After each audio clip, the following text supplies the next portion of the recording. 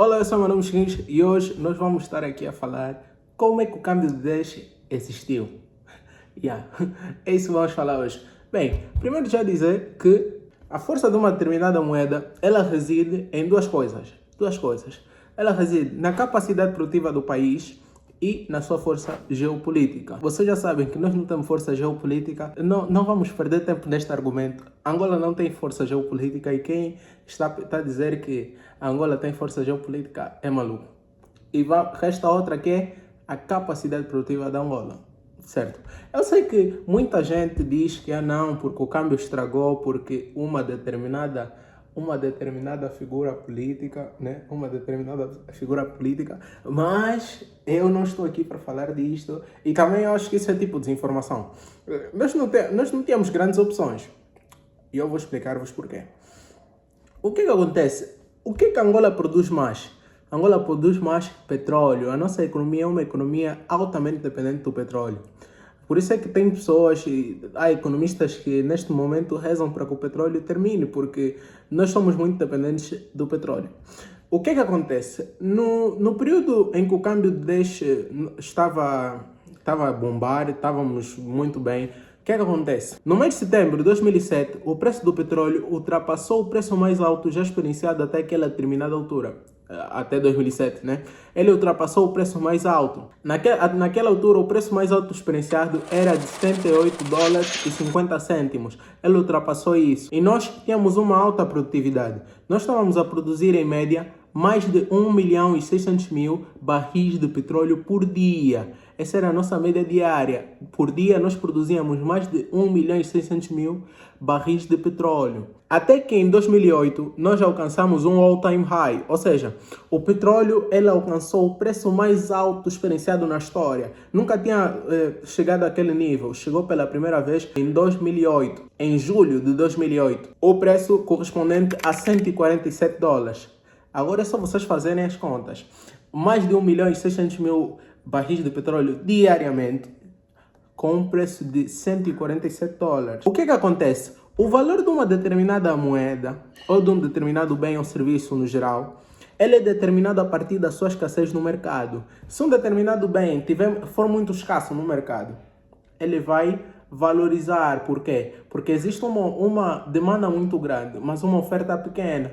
Ao passo que, para que a oferta e a demanda estejam simultaneamente satisfeitas, o produto ou bem terá que aumentar de preço. E é isso que aconteceu aqui. Aliás, o que aconteceu aqui foi o inverso. O que aconteceu? O nosso Banco Central, ele decidiu vender altas quantidades de divisas em dólares. E como eu disse, se um determinado bem não for escasso, o seu valor diminui. Se uma coisa tiver, pensem comigo, vocês só querem ter carros grandes, jipes, viajar, porque vocês veem outras pessoas que o fazem e vocês não têm condições de o fazer. Porque se todo mundo fizesse, você não teria apetência a fazer estas coisas. Ou seja, você quer ser rico só porque você é pobre. E como tem um grupo pequeno de ricos, você quer ser parte desse grupo pequeno.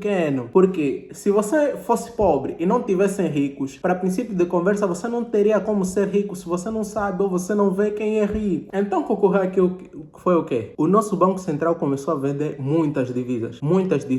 E não só isso, eu não estou a dizer isso como isso fosse uma informação muito secreta, não. Vocês podem entrar no banco do BNA e forem onde está ali no mercado cambial e vocês vão conseguir ver as divisas vendidas e vocês vão poder ver o ano. Vocês podem ver quantas divisas foram vendidas esse ano, quantas divisas foram vendidas em 2015, quantas divisas foram vendidas em 2010, quantas divisas foram vendidas em 2008 e vocês podem ir lá consultar. Em 2007, o nosso Banco Central ele vendia em média $500 milhões em divisas para a banca. Observem como é que isto começa a aumentar. Em 2008, o Banco Central vendeu $756 milhões.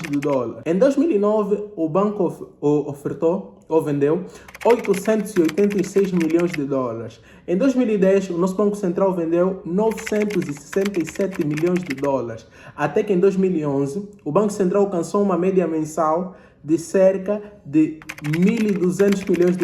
E foi assim que o Banco Central alcançou um câmbio de 10. Ou seja, em síntese, o que eles decidiram? Eles decidiram liquidar as reservas internacionais para melhorarem a tua vida. E o que acontece? Eles alcançaram algo muito bom. O que eles fizeram? Nós estávamos a sair de uma inflação extremamente alta. No princípio dos anos 2000, nós tínhamos uma inflação de 200%, de 50%. Isso é considerado como hiperinflação. E o que eles conseguiram com essa venda de divisas em grande escala? Eles conseguiram com que a nossa inflação diminuísse, ou seja, desacelerasse. Estou a dizer o quê? Eles causaram uma desinflação. A desinflação, ela significa que você vai começar a desinflacionar a economia, ou seja, o nível de preços vai continuar a crescer, só que vai crescer numa velocidade menor, porque você vai desinflacionar a economia. E nós conseguimos fazer isso. Nesse mês, ou no mês passado, né? Segundo os dados divulgados pelo INE, nós tivemos uma inflação de 19,73%. Isso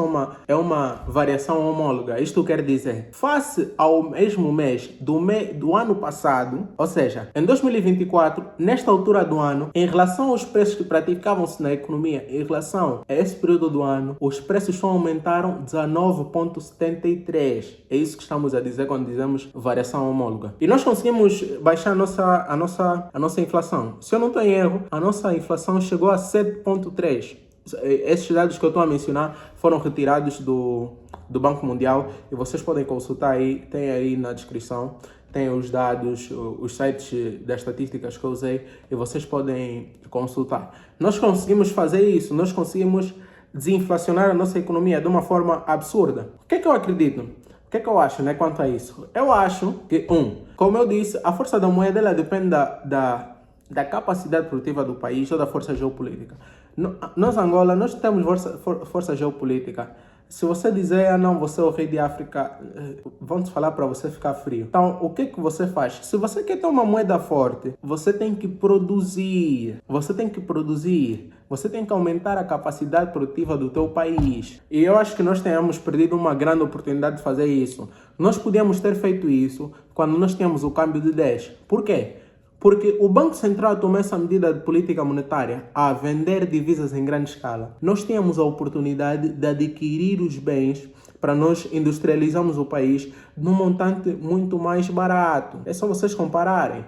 O Kwanza, em relação a esse período, nós desvalorizamos, com cálculos aqui da minha cabeça, mais de 800%. Agora, isso quer dizer que os custos os custos não aumentaram somente do montante que o Kwanza se desvalorizou. Não, porque existe a inflação dos outros países, existe o crescimento do nível de preço dos outros países. Então o custo de produção daqui tornou-se muito mais alto, mas naquela altura era baixo. E o que eu julgo que nós devíamos ter feito? Nós devíamos ter incentivado os agentes econômicos a produzirem aqui e nós paramos de importar. O que eu julgo que nós nos tornamos? Nós nos tornamos uma economia de petróleo. Nós começamos a viver somente à base do petróleo. E nós começamos a simplesmente importar bens e serviços. Ou seja, nós temos grande parte da terra arável do mundo está conosco, mas quando eu digo conosco, digo África, mas nós ainda importamos muitos bens alimentares, o que não se entende. Eu estive a estudar, a ver o que nós importamos nós Angola. Nós importamos coxa de frango. Para mim não faz sentido. Para mim não faz sentido. Nós temos condições e podemos ter condições de começar a produzir. Em primeira instância, isso não vai servir para nós aumentarmos a força da nossa moeda. Só vos dizer, isso é mentira. Em primeira instância, isso não vai servir para nós aumentarmos a força da nossa moeda. Em primeira instância, vai servir para nós satisfazermos as necessidades locais. Em primeira instância, quando um determinado país está a produzir, o primeiro pensamento dele não deve ser vou exportar. O primeiro pensamento dele não deve ser exportar, deve ser o quê? Primeiro vamos satisfazer as necessidades locais e depois o remanescente, ou seja, aquilo que restar, nós vamos exportar. E também, se você produzir só para exportar, você pode não ter um nível de competitividade desejada para você competir com a China, por exemplo. Porque a China, nós sabemos que a China é um alto praticante de dumping. O que significa dumping? Dumping significa você tem creme, né? Você tem creme, né? Yeah. você tem creme. E para você produzir esse creme, te custou 10 kwanzas. E o que que você vai fazer? Você vai vender a 5 kwanzas. Você vai me dizer, Michinhos, isso é uma estupidez? Calma. Isso é uma estupidez por quê? Porque você está a vender abaixo do teu custo de produção. Agora é que entra outra coisa. Essa diferença entre o teu custo de produção e o preço que você vai vender e mais a tua margem de lucro, essa margem, esse espaço será arcado pelo Estado. Ou seja, o Estado vai te subsidiar para você praticar um preço inferior ao preço do mercado. O que é que faz? O que é que isso faz? Isso vai aumentar o nível de competitividade da tua economia. O que é que vai acontecer? Você no mercado internacional, você vai esmagar os teus competidores. Por quê? Porque nenhuma pessoa tem assim tanto dinheiro para praticar dumping. Você vai esmagar os teus competidores. E quando você esmagar os teus competidores, você vai se tornar o único presente naquele mercado. Porque os teus competidores, depois de não venderem, e é lógico, né? Se você não está a vender, você não vai produzir mais. Depois de não venderem, eles vão retirar-se do mercado e vão deixar você sozinho no mercado. E quando você ficar sozinho no mercado, é simples. Você vai gradualmente aumentar os preços e você vai se tornar o rei daquele mercado. Agora, isso é o que é feito na China e talvez isso seja possível fazer aqui. Mas, como eu costumo dizer nos vídeos que eu faço aqui, quanto mais tempo passa e nós não tomamos essas medidas, mais duro fica o nosso caminho. Agora vocês podem ter outra pergunta. Michins, será que o câmbio de 10 volta? Aqui eu vou citar o Dr. Carlos Rosado, talvez depois de Jesus voltar. Muito obrigado por ter assistido esse vídeo. Não esqueças de te inscrever, deixar um like, deixa um comentário, eu vou responder alguma pergunta. Tens alguma pergunta sobre o que eu falei? Deixa um comentário, eu vou estar aí a responder e a interagir convosco. Muito obrigado e até o próximo vídeo.